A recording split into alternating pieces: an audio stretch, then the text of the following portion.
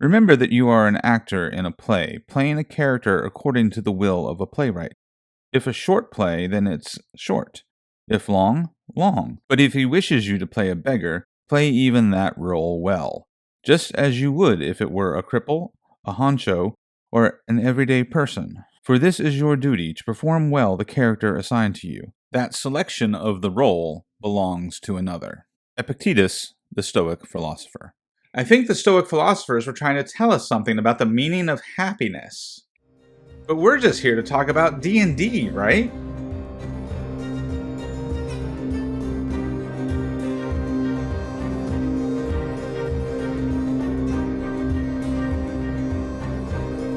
I'm Brad Wolf, and welcome to Dire Den, and this is part 2 in my How to Improv series, where I give you 10 steps to improv in your role-playing games. Number 1, accept ideas. This is the yes and. I'm sure you've heard that phrase before when it comes to improv. Don't say no, say yes and, or at least yes but. Yes, there is a door there, but it's locked. Yes, there is another way around, and there's only 2 guards that direction. And yes, there is a chandelier in the room, and you can see the rope that attaches it to the wall right over there. So I'll give you some specific examples of how to accept ideas and how you and your players can all say yes and to each other. So in my recent sandbox campaign, my players were in the village of Oakhurst, and they were investigating the disappearance of several villagers. The Blood Hunter says, I want to investigate the mayor's house. Then the Warlock says, well, where is the mayor right now? I say, the mayor is at the tavern. He starts drinking as soon as his workday ends. So the Warlock responds, I'll go to the tavern and distract the mayor. Then the Rogue says, when we get to the mayor's house, I want to look for a way in, like maybe an open window. So everyone in that scene supported the Blood Hunter player's idea to investigate the mayor's house. And in fact, the Rogue gave a really great way to wrap that scene and move on to the next scene by saying, when we get there, I'm going to be looking for an open window or some way inside. And there's an important point to all of that too. It's not just your job as the dungeon master to improv these scenes. It's also the responsibility of the players to say yes and help continue the scene once it's established. So the next step is to feed the hot hand. And of course, that's a sports metaphor usually applied to basketball, which means whoever is shooting really well at that time in the game, you want to keep giving them the ball while they're on their hot streak. So when you're in a scene with a player and they are doing really well of being in the moment and role-playing their character, keep expanding that scene. Keep zooming out and let that player have that spotlight. Let them continue to build on the momentum that they've generated by being in the character in that moment. So let's continue with an example from my sandbox campaign where my players were in the town of Oakhurst looking for clues about the missing villagers. Now, the Rogue had said they wanted to find a way inside the mayor's house, and I wanted to introduce a plot hook about these white apples and the mayor trying to grow a magic tree. The Rogue player did a good job of saying yes to the Blood Hunter player's idea. And the Rogue player did a good job of wrapping that scene and introducing the next scene by saying, when we get there, ... So I continued to feed the Rogue player's hot hand. I said, you don't find any open windows on the front of the house, which of course led them around to the back of the house, where I did indeed give them an open window and a way for the Rogue to get inside. I did that on purpose because I also wanted to introduce more clues. And one of those clues was the torn up garden where the mayor had been trying to grow these magic trees. And that's the clue that would advance the plot. So the players continued to roll with the new scene behind the mayor's house. The Rogue then said, well, I'm going to climb up into that second story window. And the Paladin said, I'm going to keep watch. And the Blood Hunter said, I'm going to investigate the torn up garden. And as he did, he found tracks that led away from the house. And as soon as the Blood Hunter found those tracks, I cut to the Rogue who's now inside the house, and he finds the mayor's journal that explains what those tracks could be. So in that scene, we continued to build off the Blood Hunter's idea to investigate the mayor's house, and we continued to feed the rogue information, rewarding him for advancing the plot forward by going into the house and looking for more clues. And the Blood Hunter is now supporting the rogue by investigating the tracks. So the scene continues to build from one thing to the next, and the pieces continue to fall into place. Number 3 on the list is share the spotlight.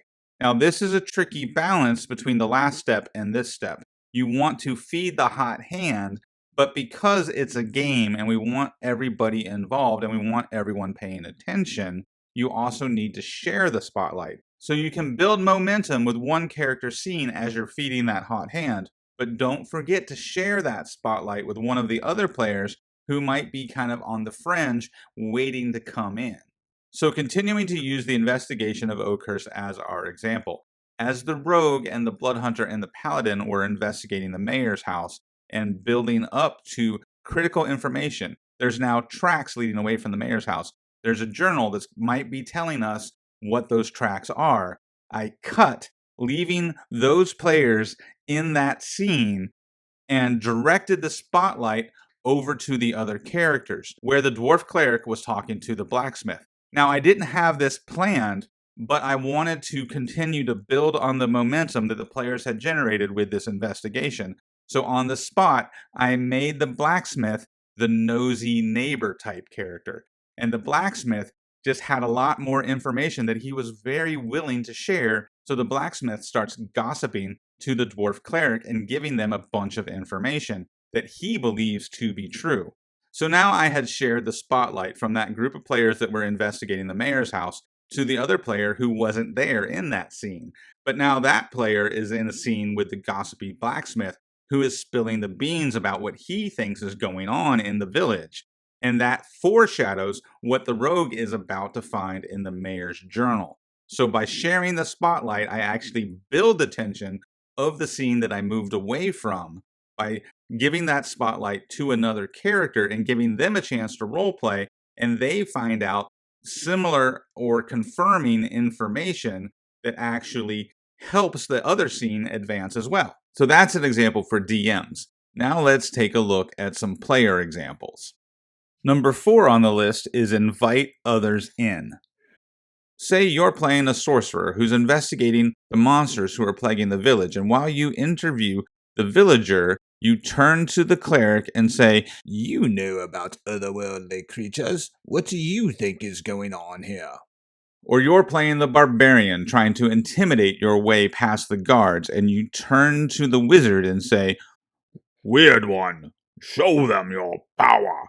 Or you're playing the bard trying to convince the duke to not invade the elven forest, and you turn to your elf druid and say, "What is your wisdom on this situation?" This really is the easiest tip. Just bring others into your scene. Number 5 on the list is make others look good. So when I was a poor college freshman and couldn't really afford to party, a friend of mine had a great idea of how we could get out and meet people. He was a jazz musician. He played the trumpet. We would go out to the beach hotels that had a bar attached to the lobby, and they had a pianist in the lobby. And my friend, the jazz musician, would approach the pianist and say, "Hey, do you mind if I play a few songs with you?" And he would start riffing back and forth with the pianist in this cool jazz improv. And I don't know if you've ever listened to jazz improv, but there's this really cool back and forth where one musician riffs a little bit and the other musician riffs in response. And then they go back and forth with each response getting more exciting and more intense. And the song builds and builds as they improv off of each other. And I have to say, it was a really cool way to meet new people, as the jazz improv was a metaphor for people to come up and introduce themselves to us. So that's the secret of improv. You want to set others up for success. For example, I had a fighter who found himself in an investigation scene where he was trying to deduce some clues from an NPC. So when he walked into that scene, I knew he had a -1 to his charisma, and this was going to be difficult for his character. So I made the NPC in that scene a young woman who was impressed with his big muscular physique. And that gave him advantage on his charisma checks once we established that she was attracted to him. And that made the player feel really cool in the scene where he otherwise would have struggled. Number 6 on the list is set parameters. Effectively, this is about giving choices. So you can set a boundary in a scene by giving 2 choices. This way, you're prompting the character to either go this way or that way. But either way, you've established those choices, and the scene doesn't stall because of the player's indecision.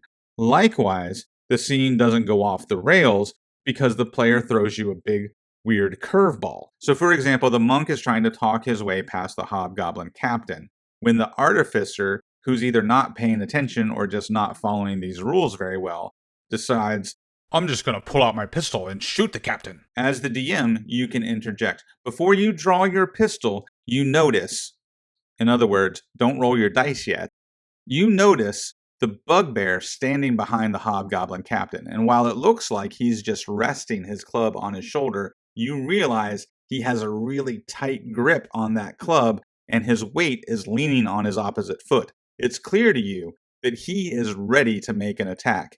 If you draw your pistol, he's going to get an opportunity attack on you. So you don't just tell the player, no, you can't do that, but you present the scene in such a way that he now has a choice. He can still act and interrupt the monk who's trying to talk his way through the scene, but you've provided a consequence if he does.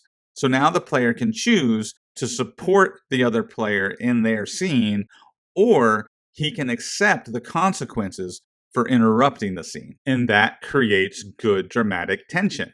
Number 7 on the list is zoom out. This is an opportunity to let your world building and your session prep really show off.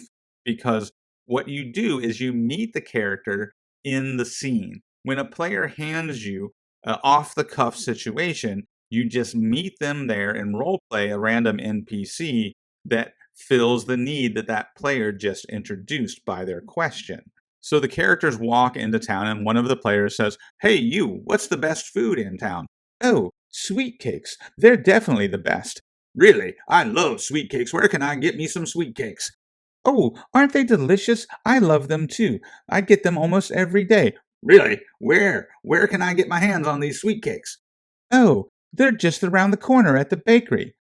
The bakery, you say? How do I get to the bakery? Well, they're right next to... Insert plot hook here. So you just zoomed out. The players gave you some off-the-cuff random thing about food, and you built the scene up and zoomed out from this random NPC to the block, and what's around the corner is the bakery, and next to that bakery is the cool thing that you want to use to set up the next plot hook. So allow me to give you another example from one of my recent games that will show you how the zoom out actually feeds into our next tip, which is move the story forward.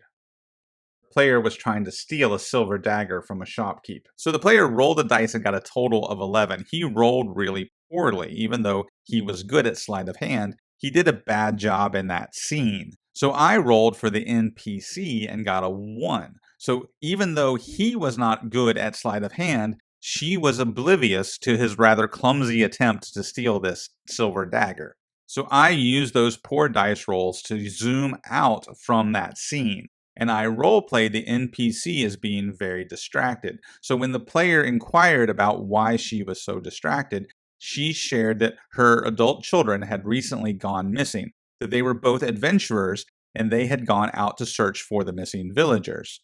And that was an opportunity for the player to continue the scene and ask investigative questions and learn about the plot hook that I had established for that adventure. So as the scene went on, we continued to zoom out, and the player learned that the shopkeeper's adult children were adventurers, that they had gone off to look for missing villagers, and they had never returned. And where they had gone was the Sunless Citadel, that was the dungeon next to the village where the players were supposed to go next. So that's how the zoom out actually helps you transition into moving the story forward. And now you're probably starting to see how all of these different tips connect one to another, and that helps you turn your role play into good storytelling. So you're not just using improv to make good scenes. Those scenes actually translate into a stronger narrative. And you want to be able to remember that narrative. And that brings us to tip number 9, write things down. After the session, make notes of all the cool things that were generated out of your spontaneous improvisation. That way you can remember these elements and have them at the ready to build upon in the next game session. And now that you're armed with all of these tips, that brings us full circle to where we started in our last video. Face your fear. Use these tips to inspire yourself to give in to the fun of the roleplay process. Don't be afraid to engage with your character and engage with the DM's world. Give yourself over to a scene and let yourself experience the fun that is role-playing games. So let's review. Accept new ideas, feed the hot hand, share the spotlight, invite others in, make other people look good, zoom out and take perspective, set parameters by giving clear choices, move forward, write things down, and face your fears. Maybe the Stoics were right. This is the secret to happiness. Thanks again for watching, and I'll see you next time in the Dire Den.